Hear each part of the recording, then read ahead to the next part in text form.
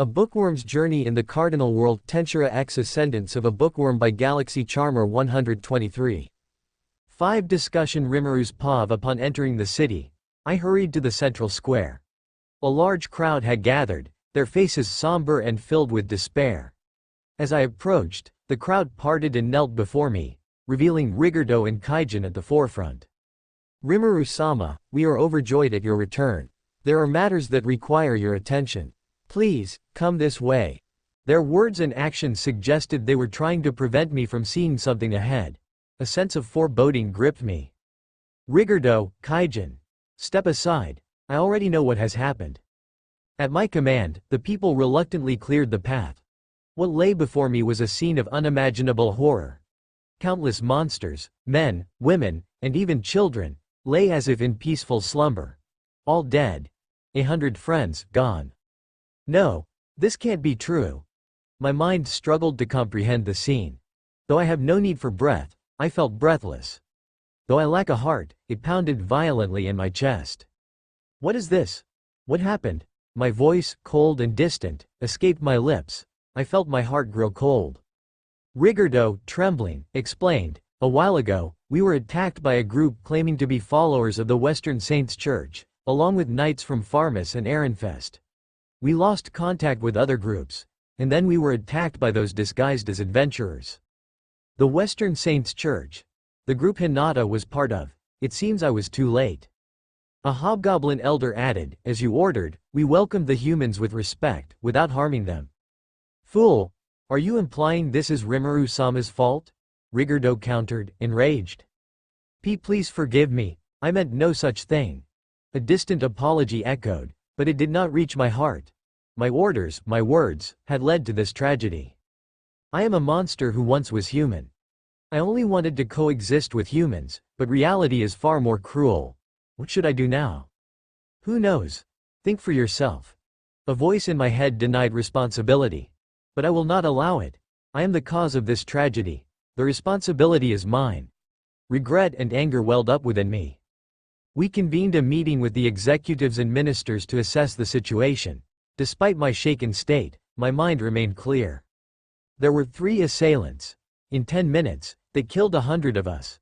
The group that set up the barrier remained outside, so their actual numbers are unknown.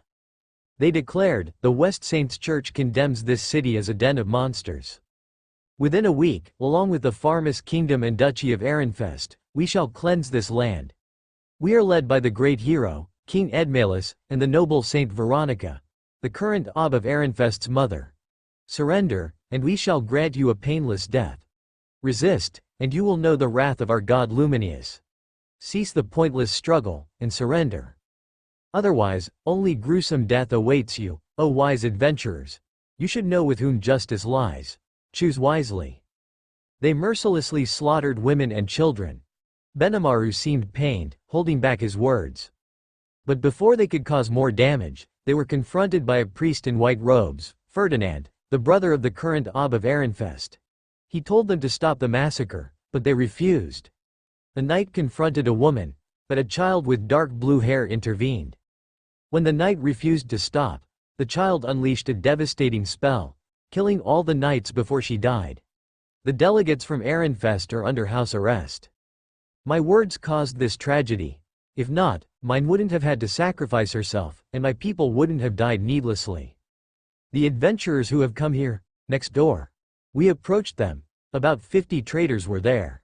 We can understand Farmus Kingdom's aggression, but we adventurers have come to like this place. We cannot accept their methods. They said they will attack. Would you let us help prepare an ambush? However, to make an enemy of the church. What an unpleasant tale this has become. Their words showed their concern for our suffering.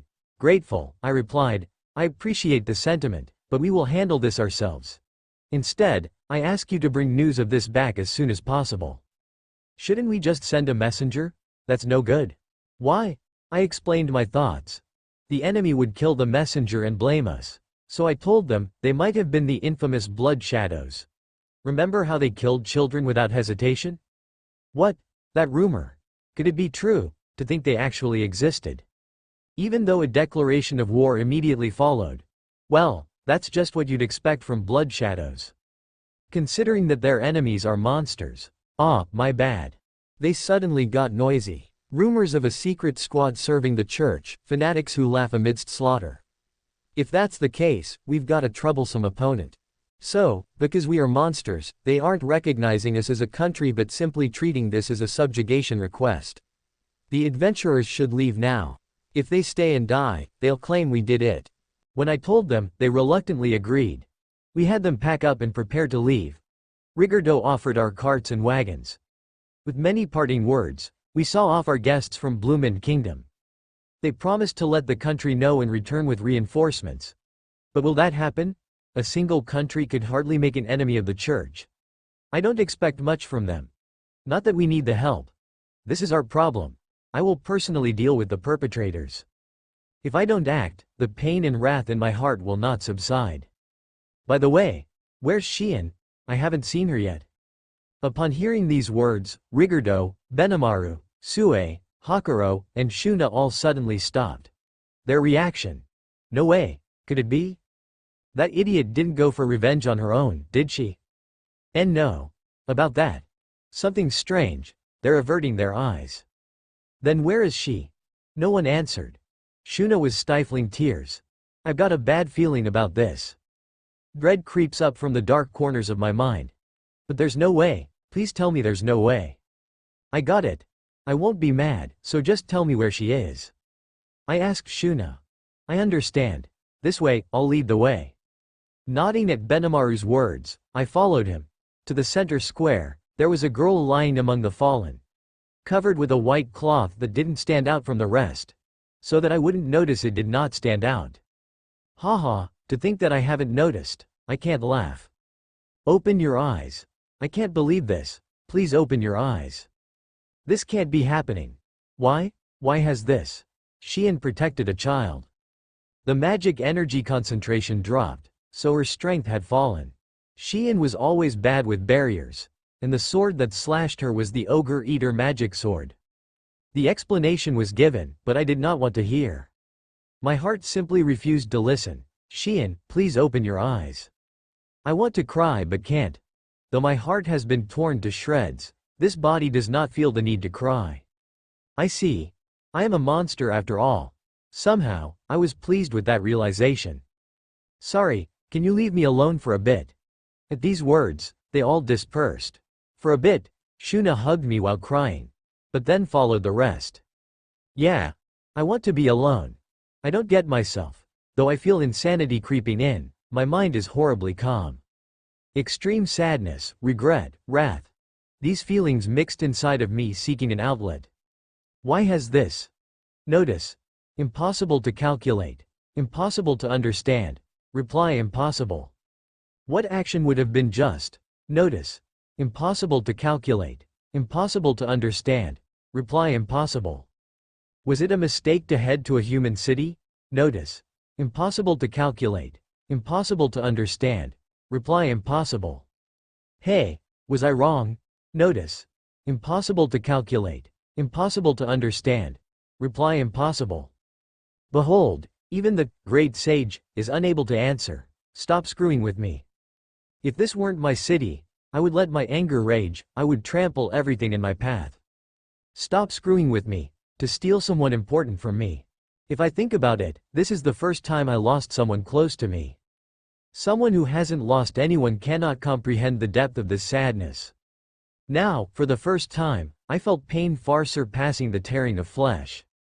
Pain resistant. What a joke. It's useless. From within me, strong magical energy surged along with my emotions. Unable to withstand it, a crack appeared in the anti-demon mask. Now appearing as if a tear was flowing down my face. And then night came unannounced. I look up at the moon. What should I do? There's no answer. Though my head is clear, I can't think of anything. I kept looking at the moon searching for an answer. But none was given to me. Still, as if I were a fool, I continued this meaningless act. The light of the moon could not reach me. 3 days have passed. Shion hasn't woken up yet. I think she sleeps too much. Really, I wish she would stop doing such a thing. No, I know she will never open her eyes again. However, I did not want to admit it. I wish she could always fool around and make her usual crap and unpleasant cooking. But such wishes will not come true, because a dead person will never come back again. Notice. The analysis of the barrier that covers the surroundings had ended. Cancellation is possible. Do you want to execute it, YN? No, you may not execute it yet. It seems, the analysis of the barrier by Great Sage had ended. How is the result of the other investigation? Notice. The search result, not found. Magic related to reviving the dead was not discovered. Is that so? Even with the soul of mine being with me, I really can't revive her. What am I even useful for? No, that might be so. Such convenient magic like that, there's no way for it to be discovered so easily, it's natural. However, I'll muster all my abilities, and I will seek if there is a way or not. I will protect their bodies with my magic power, not just Shion, not just mine, but also the bodies of all people that sleep here. So their bodies will not decay and their souls may rest in peace. Their bodies will be sustained by magic power, they will never disappear. It might be useless, however, I'm still hung up on such a wish. But there was no result. From the magic book I obtained at the school, revival magic didn't exist. I'm sorry. I'm late. Rimuru-san, how should I say it? Some people's voices are calling me, there are some people approaching. Please wait a bit longer, I will soon get back on my feet. Or so I thought, Rimuru-san, you see. Although the possibilities are low, it's closer to zero actually. There are several fairy tales about reviving the dead. Hearing those words, I feel my alienated mind stuck back with a click. I sense my mind return to my body. Please tell me the details, Ellen. I turn around and face the three adventurers. As long as there is a possibility, I will not hesitate to take it. Ellen nods and starts her stories. I listened to Ellen's stories. Although they were fairy tales, they seemed based on real events. The story went like this. A girl and her pet dragon. Once upon a time, a girl helplessly watched her dragon die. The girl lamented the death of her pet dragon, her only friend. In her rage, she destroyed the country responsible for the dragon's death by herself. In that country resided 10,000 souls. Thus, the girl evolved into a demon lord. At that moment, a miracle occurred. The girl's soul became connected to the dragon's. As the girl evolved, the dragon also evolved. However, the miracle only reached that far before it ended. The dragon's soul had already disappeared when it died, so lacking a soul, it revived as a wicked chaos dragon. As if it was faithful to what the girl had wished, to bring calamity to the world, it transformed into a wicked dragon. When she returned from her rage, the girl had become a demon lord. While grieving, she decided to personally seal the chaos dragon, who was both her pet and soul friend. Thus, the story ends with the girl sealing the dragon. Besides that, there were also stories about a vampire girl who revived after her blood was drained, or about a spirit magician who was revived. In every story, the character inside had a great change in their personality, as if they had become a completely different person. It had been written in the prohibited forbidden books. At the secret library of Sorcery Dynasty of Sarian, the only copy of the stories exists. But it doesn't matter. So the problem now is evolution, huh? It's a fact that the evolution of a monster is vague. Just having a name is something significant. Isn't there a possibility that if I also become a demon lord? However, it's meaningless if the monster lacks a soul, but... No, wait, at this place, there is a barrier that no monster can pass. If you think carefully, isn't there also a possibility that the soul won't become dispersed? Solution. The possibility for Shion's and other souls still exist, is 3.14%. Although it seems low, for me it is tremendously high. There is a 3% probability to revive them from death. It's something to believe in. After all, I can't believe that the stubborn Shion will be dead just like that. I must bear it. At last, I see hope. Now, the problem is how to accomplish it. Whether it's possible for me to become a demon lord, however. Solution. Master has already fulfilled the conditions for Demon Lord's seed. To fulfill the condition for evolving into the Demon Lord, for seed to sprout, it is necessary to sacrifice 10,000 human beings, souls. So, is it only that? So easy. I only need to dispose of 10,000 trashes, What an easy task. If it's still not enough, I'll just need to dispose of more. Right, fortunately, the food was already here.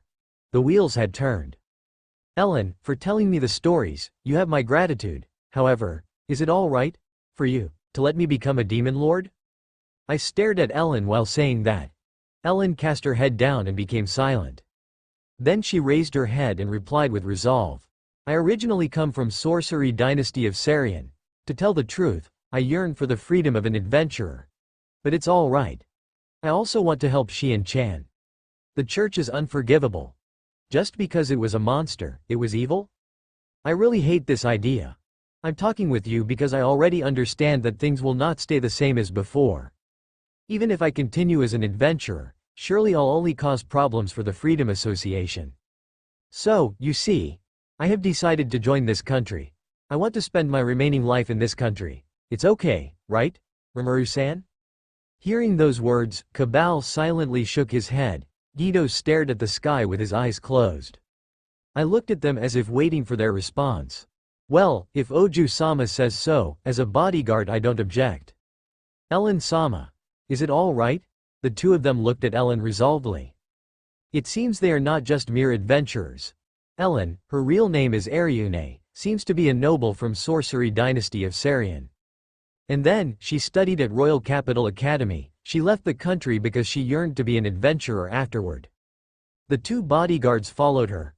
Maybe, when Rimuru-san becomes a demon lord, the information about me would be leaked out and become known. The information about me will surely become known by the Intelligence Bureau. Even if I say my refusal, the country will try to bring me back. So, you see, I want to help the best I can. Until the last minute, I want to see how this will end with my own eyes. Her serious eyes were looking at me. I already obtained the needed information. I don't know how much the response of the neighboring Sorcery Dynasty of Sarian will influence this country, but I can't disregard the fact that Ellen may be forcefully taken away. However, I had judged that there is still no explicit danger to her for now. That will be a matter for another day. Well, it will be a matter for later time. I want to avoid doing things that would increase the number of enemies. So, it's inevitable.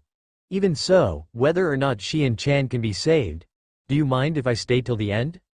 I see, it's thanks to the information Ellen-san gave. Till the end, I don't mind if you want to stay. However, if I become a demon lord, and my personality changes, don't hold me responsible if I end up attacking you, understood? Even if I don't like it, so be it. I believe in Rimuru-chan. Hehe. Oju. You got us involved as well? Really, so be it. There is no other way. Ellen-sama is always like this every time. Even if those two are sighing, they don't oppose it. Whatever the impression they made, these two are deeply devoted to Ellen. Still, the decision had already been made by now. To save Shion. For that reason, if it is necessary for me to become a demon lord, that's fine. In about 3 days, the enemy's main army will conduct their attack. The situation had already been confirmed. Now, how should we proceed? To decide this ambitious plan, it's too early to talk about it. To conduct a preparatory meeting, it is necessary for everyone to attend it. If the barrier is lifted suddenly, Shion's and other souls may disperse and disappear. Fearing that, I erect the greatest barrier that covers the entire city using my magic power. A surprising amount of energy is consumed by doing it, but I am not concerned about it now. Instead, compared to the sense of hopelessness that I felt yesterday, I am now feeling delighted. Despite it might seem useless if you think about it, I'm glad I analyzed the barrier. Thanks to it, there's a possibility for the revival of Shion and the others. Receiving the report that the executives had gathered promptly, I go towards the conference room. Ferdinand's paw. The atmosphere was tense as we awaited Rimuru's arrival. The news of the massacre had spread like wildfire, and the weight of responsibility for the actions of our duchy hung heavily on my shoulders. I had been granted the authority to negotiate with Rimuru, a task that felt both daunting and crucial. Sylvester was already investigating the root cause of the chaos, but our immediate priority was damage control. I had tasked Justice with gathering every piece of information he could from the hotel staff. The reports were grim. Rimuru had lost one of his closest subordinates, and the people of Tempest were not only mourning but seething with anger. Their cries for justice echoed in my mind.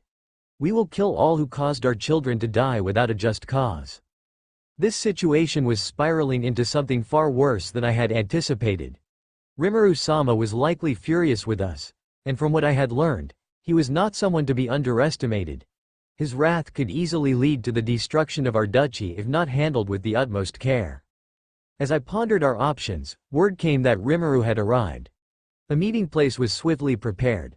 On one side sat Rimuru, surrounded by the leaders of Tempest, each exuding an air of authority and resolve. On the other side, I stood flanked by Justice and Eckhart, with Tuli, Effa, and Benno waiting in another room, ready to be called upon if needed.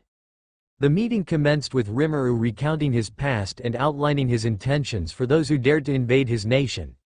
His words were chilling in their finality. He would show no mercy to those responsible for the attack. His gaze then turned to me, piercing and expectant. "Do the delegates from Ehrenfest have something to ask of me?" His voice was regal, commanding respect. I took a deep breath, choosing my words carefully. "No, we don't.